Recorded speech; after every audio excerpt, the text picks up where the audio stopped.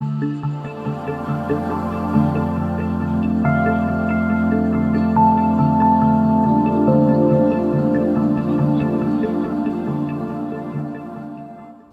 the world desperately seeking new sources of natural energy, it's little wonder that the recent discovery of vast reserves of natural gas, known as shale gas, buried deep in the substructure, has brought smiles to the faces of prospectors and superpowers alike. One major find has been in Texas, where INEOS O&P USA, with plants at Battleground and Chocolate Bayou, are ideally placed to take advantage of this new source of low-cost feedstock. But what is shale gas, and why has its discovery been surrounded by so much hype?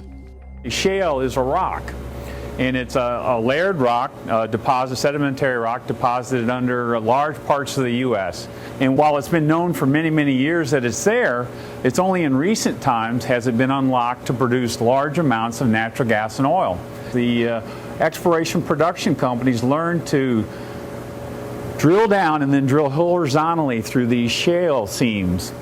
And then they were able to take and fracture those seams by pumping high pressure water and sand and to fracture these rocks and open up the pores. That allowed the gas and oil to come back out into the drilling well. And with the unlocking of that shale gas with some new technologies, it's actually provided the U.S. with kind of a renaissance, a rebirth of low-cost feedstocks. In fact, low-cost feedstocks lower than any place else in the world except the Middle East. And that's allowed us to actually be far more profitable, become a leading exporter of products, and also seen a lot of investment poured into these areas. And we're a part of that.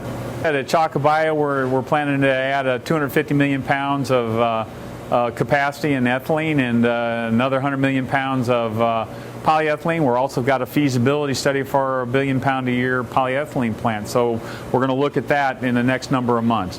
The things that we don't know are, one is how quickly these fields decline and how long that gas and natural gas liquids will last.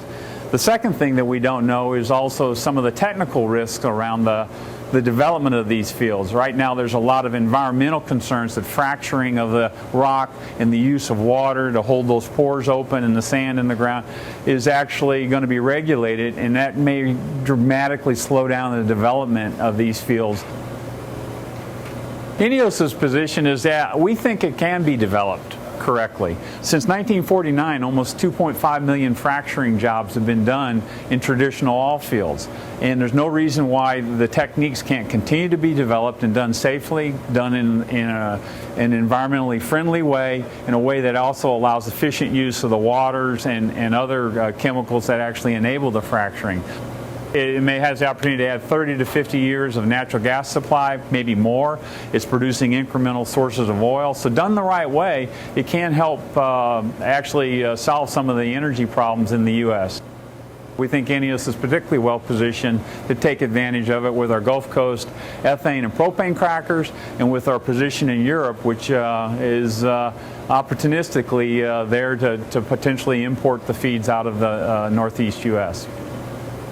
I think the future of shale gas in the next 5 to 10 years is particularly bright in terms of being a key petrochemical feedstocks for the United States. Time will tell to see how it develops in the rest of the world. I think it's a huge opportunity that INEOS is uniquely positioned for. I think beyond that 5 to 10 year horizon, there's a lot of uncertainties, but nonetheless, I think INEOS has shown the wherewithal and the skill to adapt and react to that. But for one thing is for certain, a lot of money, time, and technology is going into the area to develop it. And we think actually it's going to be a net positive for the U.S. and for the world to develop these resources. There are currently 48 basins around the world which are thought to contain large deposits of shale. Whether or not these prove to be as rich in their yield as those already being drilled in Texas and Pennsylvania remains to be seen. And for the time being at least, it's the US who look like being the major beneficiary of what some have called the latest incarnation of Texas gold.